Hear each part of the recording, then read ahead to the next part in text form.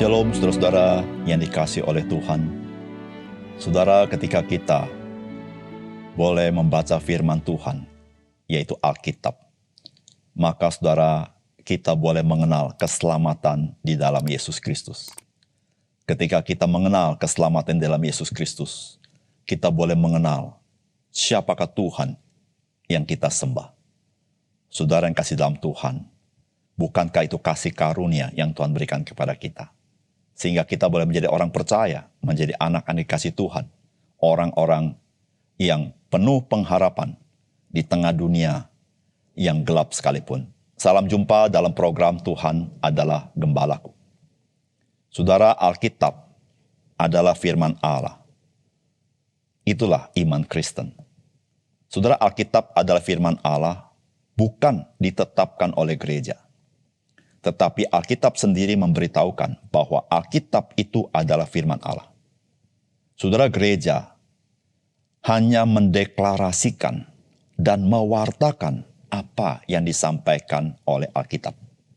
Oleh karena itu, bukanlah gereja yang berada atau berotoritas di atas Alkitab, melainkan Alkitablah yang berotoritas atas gereja. Bukan hanya gereja, tetapi juga atas seluruh manusia, atas seluruh alam semesta. Sebab Alkitab itu adalah firman Allah. Saudara, Alkitab secara arkeologis tidak dapat diragukan. Dan secara historis juga telah terbukti kebenarannya. Namun otoritas Alkitab bukan karena kepastian secara arkeologis. Dan bukan karena kepastian secara historis saja. Tetapi saudara, otoritas Alkitab karena Alkitab itu memang adalah firman Allah. Saudara, dari Alkitab, kita mengenal rancangan keselamatan Allah di dalam Kristus Yesus bagi kita. Oleh karena itu, saudara, betapa penting Alkitab bagi setiap orang. Oleh karena itu, berbahagialah orang yang mau membaca Alkitab dan akhirnya berjumpa dengan Juru Selamat, yaitu Yesus Kristus. Mari kita membaca 2 Samuel pasal ke-23 ayat 1 sampai dengan 5. Inilah perkataan Daud yang terakhir, tutur kata Daud bin Isai dan tutur kata orang yang diangkat tinggi, orang yang diurapi Allah Yakub, pemazmur yang disenangi di Israel. Roh Tuhan berbicara dengan perantaraku. Firman-Nya ada di lidahku. Allah Israel berfirman, gunung batu Israel berkata kepadaku, apabila seorang memerintah manusia dengan adil, memerintah dengan takut akan Allah, ia bersinar seperti fajar di waktu pagi, pagi yang tidak berawan, yang sesudah hujan membuat berkilauan, rumput muda di tanah. Bukankah seperti itu keluargaku di hadapan Allah? Sebab ia menegakkan bagiku suatu perjanjian kekal, teratur dalam segala-galanya dan terjamin. Sebab segala keselamatanku dan segala kesukaanku, bukankah Dia yang menumbuhkannya? Saudara yang dikasihi oleh Tuhan, bagian firman Tuhan yang kita baca ini menuliskan perkataan terakhir dari Raja Daud.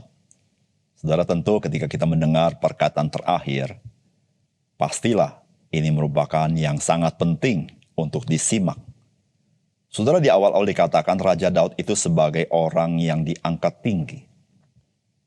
Kemudian dikatakan orang ini adalah orang yang diurapi Allah. Namun dikatakan juga dia pemazmur yang disenangi di Israel. Saudara yang kasih dalam Tuhan, menjadi orang yang rohani bukan berarti menjadi orang yang tidak disenangi oleh orang lain. Tapi menjadi orang yang rohani, menjadi orang yang penuh dengan Roh Kudus, menjadi orang juga yang bisa disenangi oleh orang lain. Karena kita memiliki buah Roh Kudus. Saudara, bukankah itu Raja Daud? Dia mempunyai buah-buah yang indah sehingga disenangi oleh orang lain.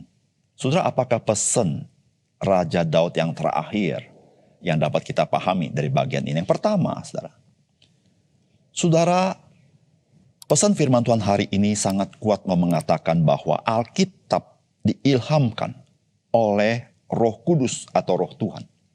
Oleh karena itu, Alkitab adalah firman Allah. Saudara, firman Tuhan berkata begini, Roh Tuhan berbicara dengan perantaraku. Firman-Nya ada di lidahku. Saudara, Raja Daud banyak menulis akan mazmur. Saudara, mazmur kita kenal sebagai puji-pujian orang Israel kepada Allah. Namun saudara, di dalam mazmur ada begitu banyak nubuatan tentang Mesias. Dan Raja Daud berkata, Roh Tuhan berbicara dengan perantaranku, firman-Nya ada di lidahku. Artinya apa, saudara? Saudara, artinya mazmur bukan sekedar puji-pujian Israel yang keluar dari mulut bangsa Israel, tetapi mazmur adalah firman Allah yang keluar dari mulut Allah melalui Raja Daud. Saudara, ini dikatakan dalam Kisah Para Rasul pasal 1 ayat 15-16. Pada hari-hari itu berdirilah Petrus di tengah-tengah saudara-saudara yang sedang berkumpul itu. Kira-kira 120 orang banyaknya, lalu berkata, Hai saudara-saudara, haruslah genap nas kitab suci yang disampaikan Roh Kudus dengan perantaraan Daud tentang Yudas, pemimpin orang-orang yang mengkhianati Yesus itu. Saudara yang kasih dalam Tuhan, dari bagian ini kita tahu bahwa Daud, dia bukan sekedar membuat sebuah nyanyian menurut kepintarannya, tetapi saudara, Daud dia sedang mentaati Tuhan untuk menuliskan apa yang Tuhan mau katakan. Saudara, itulah yang dimaksudkan dengan apa yang ditulis di dalam 2 Timotius pasal 3 ayat 16. Segala tulisan yang diilhamkan Allah memang bermanfaat untuk mengajar, untuk menyatakan kesalahan, untuk memperbaiki kelakuan, dan untuk mendidik orang dalam kebenaran. Saudara, kata diilhamkan Allah, itu artinya Tuhan menggerakkan orang-orang tertentu yang Tuhan pilih untuk menuliskan apa yang Tuhan ingin dia tuliskan, yaitu firman Allah. Saudara, Raja Daud, ketika dia menulis mazmur, maka dia bukan sedang menulis sesuai dengan kejeniusannya, tetapi dia sedang mentaati Tuhan untuk menuliskannya. Dan saudara yang kasih dalam Tuhan, disitulah saudara-saudara kita mengenal Alkitab sendiri memberitahukan bahwa Alkitab adalah firman Allah yang berotoritas. Saudara, oleh karena itu saudara, kita tidak boleh menafsir Alkitab sesuai dengan kemauan kita sendiri. Karena Alkitab bukan berdasarkan pikiran manusia, tetapi oleh Roh Kudus. Maka para penulis kitab suci, mereka taat dan menuliskan sesuai dengan apa yang Tuhan maksudkan untuk dituliskan dengan ketaatan. Oleh karena itu saudara yang kasih dalam Tuhan, ketika kita mengenal Alkitab adalah firman Allah, maka saudara, kita tidak boleh menjadi orang percaya yang tidak mengenal firman Allah. Kalau kita tidak mengenal firman Allah, kita tidak mengenal Allah. Kita tidak boleh menjadi orang percaya yang tidak taat kepada firman Allah. Kalau kita tidak taat kepada firman Allah, kita menjadi orang yang tidak takut akan Allah. Kita tidak boleh menjadi orang percaya yang tidak mencintai firman Allah. Sebab jikalau kita tidak mencintai firman Allah, bagaimana kita bisa mencintai Allah? Saudara, mari kita belajar mencintai firman Tuhan, hidup di dalamnya, supaya kita berkenan kepada Tuhan. Yang kedua, saudara, Alkitab menyatakan perjanjian kekal yang Allah buat di dalam Yesus Kristus, yang memerintah dengan keadilan dan takut akan Tuhan.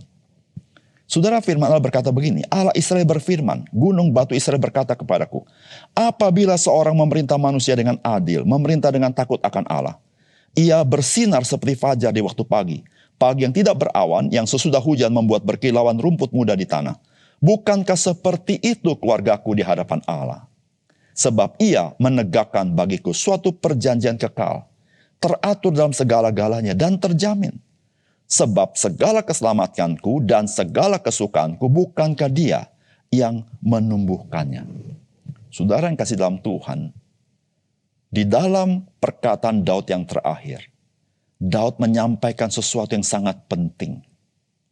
Yaitu Daud bercerita mengenai perjanjian Tuhan di dalam Mesias, yaitu Yesus Kristus.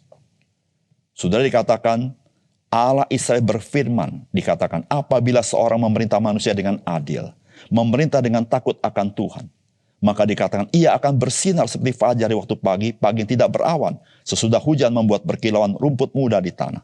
Bukankah seperti itu keluargaku di hadapan Allah? Saudara yang kasih dalam Tuhan, Daud sedang berbicara siapa? Saudara, Daud sedang berbicara tentang Mesias. Saudara, dalam Yesaya pasal 11 ayat 1-4 dikatakan demikian. Suatu tunas akan keluar dari tunggul Isai, dan taruk yang akan tumbuh dari pangkalnya akan berbuah.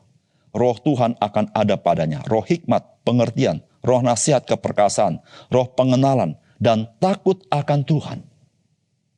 Ya, kesenangannya ialah takut akan Tuhan. Ia tidak akan menghakimi dengan sekilas saja atau menjatuhkan keputusan menurut kata orang, tetapi ia akan menghakimi orang-orang yang lemah dengan keadilan dan akan menjatuhkan keputusan terhadap orang-orang tertindas di negeri dengan kejujuran. Ia akan menghajar bumi dengan keperkataan seperti pada tongkat, dan dengan nafas mulutnya ia akan membunuh orang-orang fasik. Saudara yang kasih dalam Tuhan, ketika Yesaya menuliskan nubuat mengenai Mesias, maka persis seperti yang dituliskan di dalam perkataan terakhir Raja Daud, yaitu pemerintah yang memerintah dengan adil dan takut akan Tuhan. Maka ada perjanjian kekal di dalamnya. Saudara, siapakah itu? Itulah Mesias, yang kesenangannya adalah takut akan Tuhan, yang menghakimi bukan karena kata orang, tetapi menghakimi dengan keadilan.